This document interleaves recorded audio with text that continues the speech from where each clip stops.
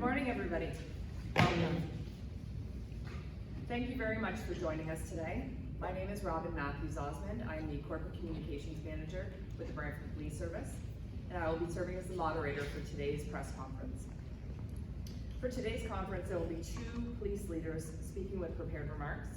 The first speaker will be Chief Rob Davis of the Brantford Police Service. The second speaker will be Brantford Police Service Staff Sergeant Keith Toller, the lead investigator for the Mary Hammond investigation. After Staff Sergeant Toller has completed his formal remarks, two statements will be provided by the family. At that time, we will then move to the Q&A portion of the conference. This will be your opportunity to ask any clarifying questions of Chief Davis or Staff Sergeant Toller. Please note though, family members will not be addressing media questions. I would ask that you would please identify yourself and the media outlet that you represent when you ask your question. For your convenience, a press release will be available at the end of today's conference. I will also send it electronically for everybody who's here. One last request before we get started. In order to minimize any potential disruptions, I would ask that anybody who has not already done so to turn off or silence your electronic devices. So at this point, I would like to take the opportunity to introduce our first speaker, Chief Rob Davis of the Brantford Police Service.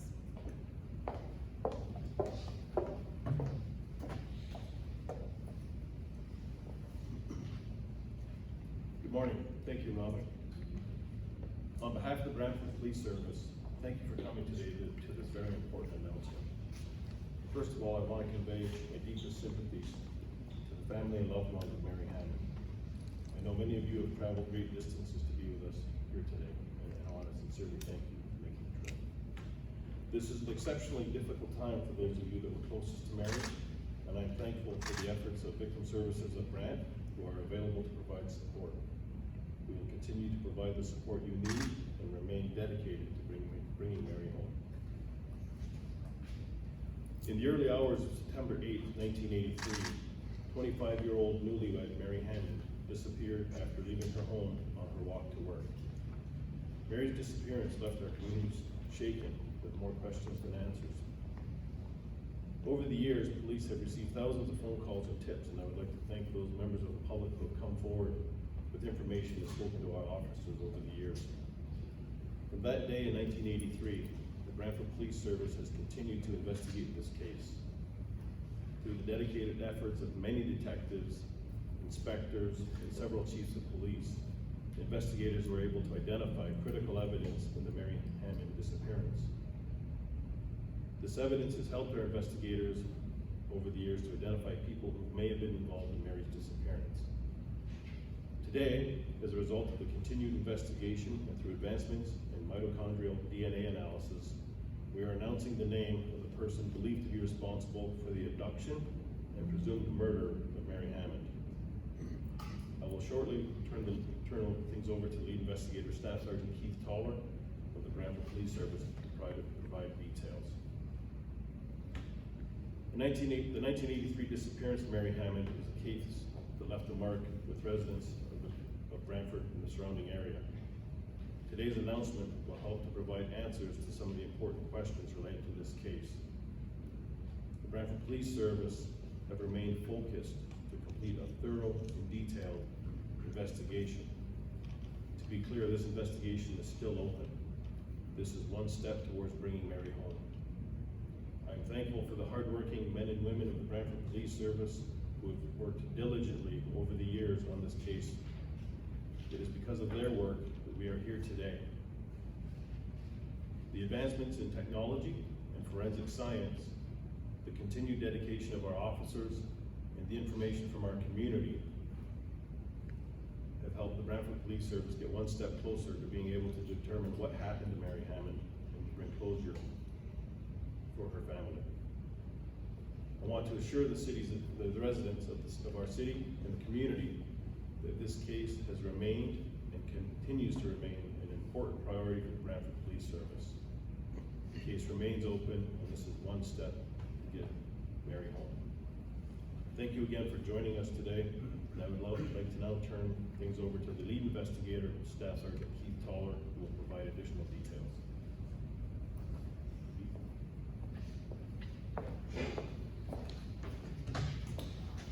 Chief. Good morning.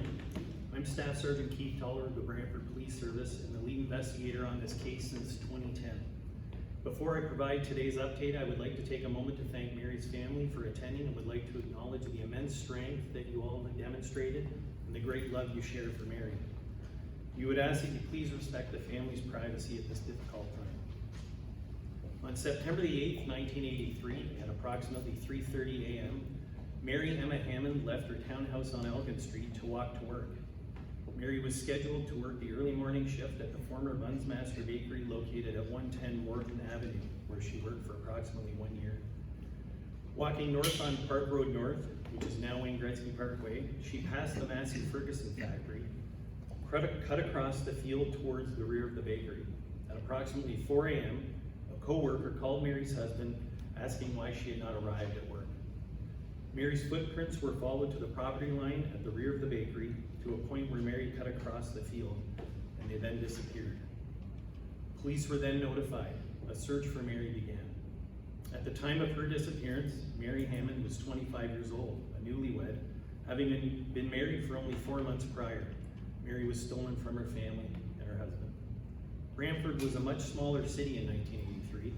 News of Mary's disappearance shook the community, leaving residents unsettled and her family desperate for answers.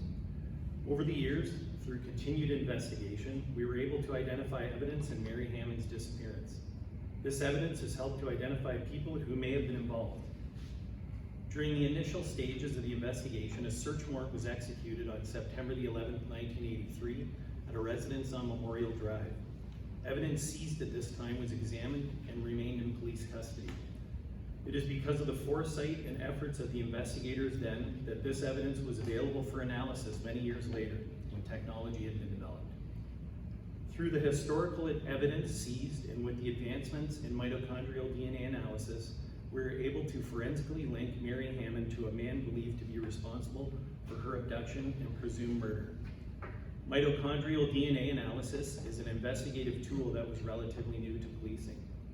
Through additional investigation, research, and interviews, utilizing this tool can lead to the identification of persons of interest in cases such as this.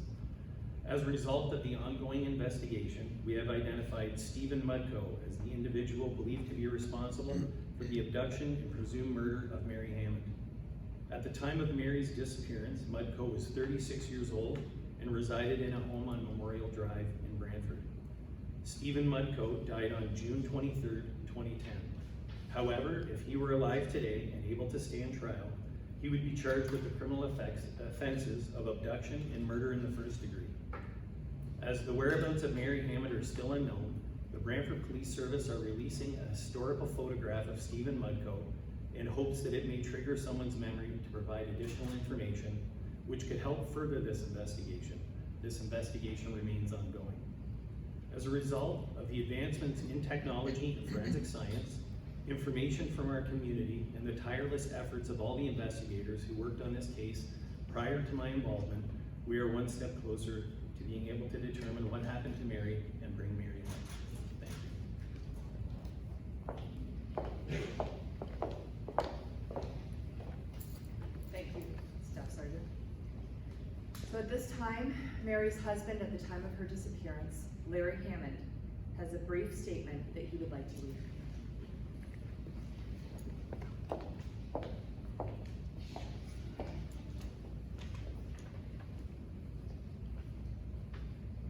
Good morning.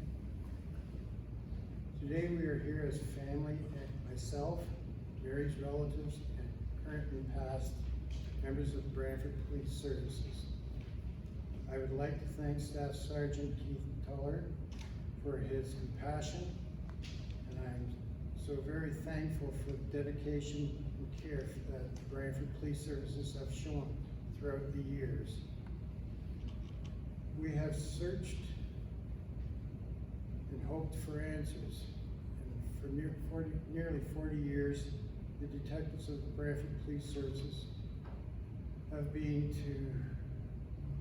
proven to be tireless in their search for answers, and to many questions we all have. I fear we will never know what happened to Mary. Her absence leaves a deep wound Those that knew her lost a little sunshine from their lives when she was taken from us so many years ago. I myself have mixed feelings about today's announcement. While we now know who is responsible for this horrific situation, does not bring Mary back. She is still missing and lives on in us all and deserves to rest in peace. Thank you.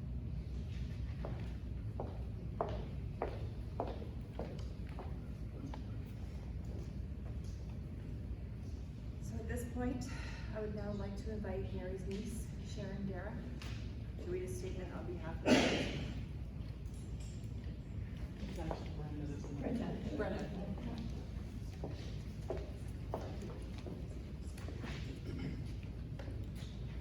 Good afternoon.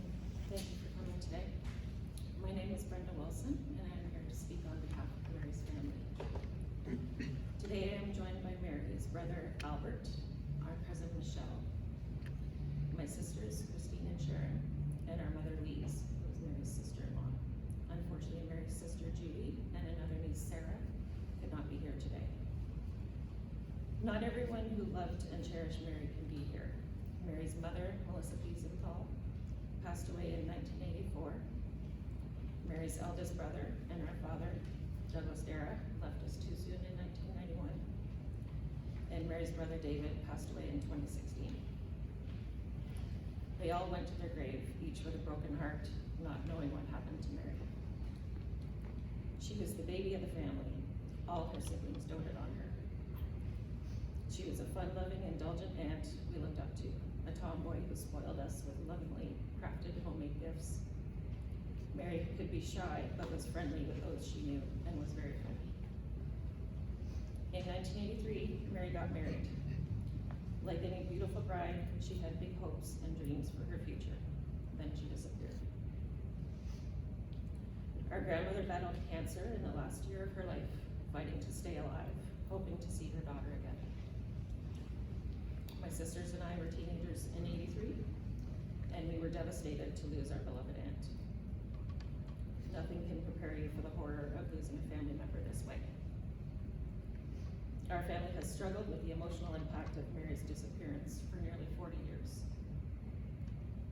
It's a deep wound that never heals, never knowing what happened, police updates out of the blue, holding loved ones closer because they too might vanish. We would like to thank the Brantford Police Service for their hard work and perseverance in finding the killer of our beloved Mary. We are very grateful that they have kept us updated over the decades and have some new information about what happened to Mary. If you have more information or witness what happened on the tragic morning of September 8th, 1983, please speak with police investigators. After 39 years, it is time for Mary to be found. We have traveled from North Bay and Ottawa to be here today to ask anyone who may have information to come forward. Even the smallest detail could help. Our greatest wish is to lay Mary to rest with the dignity and love she deserves. Thank you.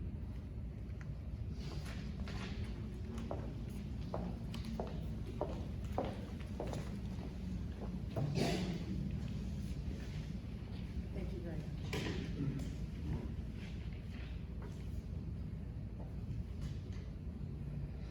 So at this point, I would like to open the floor for any questions that you might have, any clarifying questions of either Chief Davis or Staff Sergeant Keith Toller. Please note that the family will not be taking any questions from the media at this point. Can the staff sergeant talk about what the evidence was that was collected in 1983 that led to the breakthrough?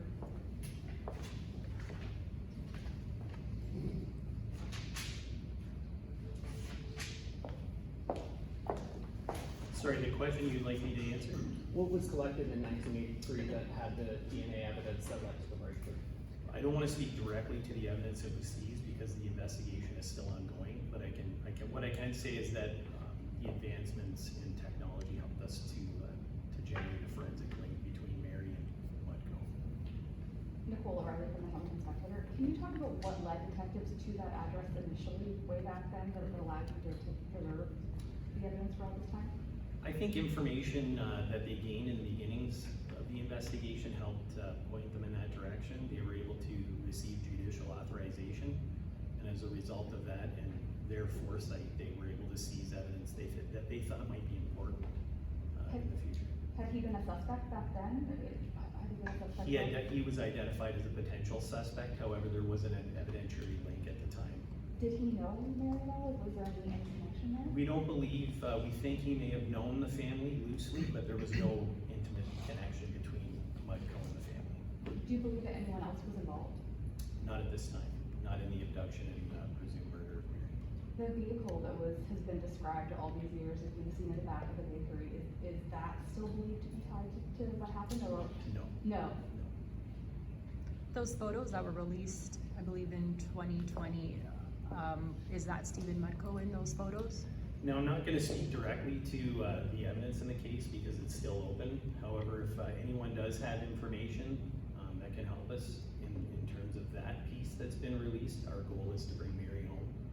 So we're hoping that we can generate some tips from that. What's left in the case, because I know you said it's still ongoing, what do you hope to continue investigating? We wanna bring Mary home to her family.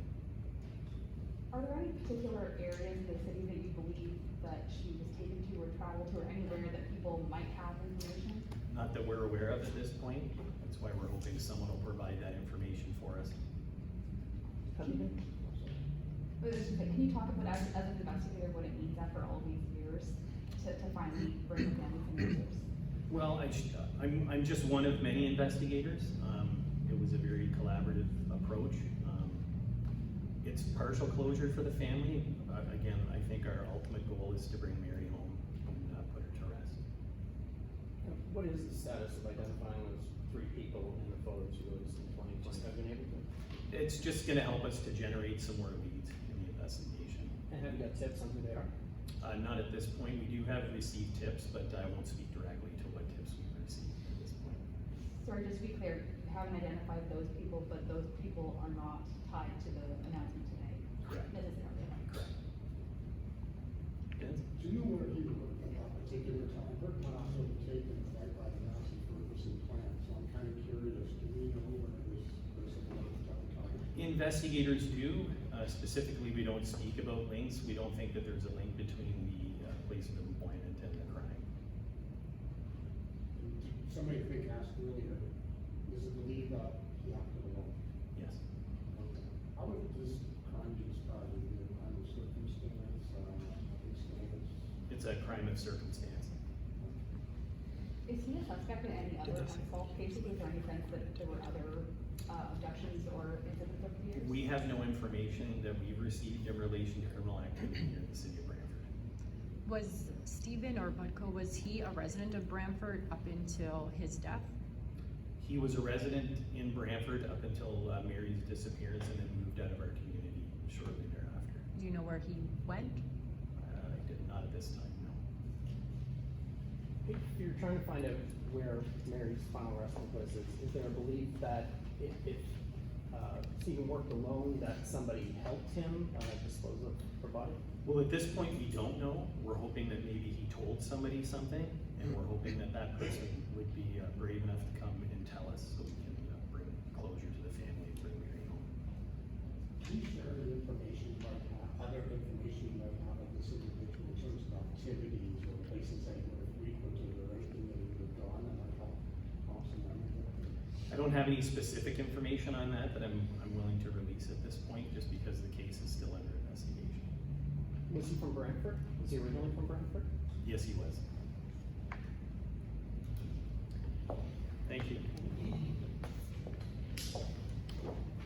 So thank you very much. This now concludes today's announcement. A copy of the media release will be provided to everybody here, as well as a copy of the photo of the Stephen Mudco. It will also be available on our website, and I'll have print copies after the fact. Any other follow-up questions can be directed to myself with corporate communications, and my contact information will be provided on the press release. So on behalf of the Brantford Police Service and the family and loved ones of Mary Hammond, thank you very much for coming today. Enjoy the rest of your day.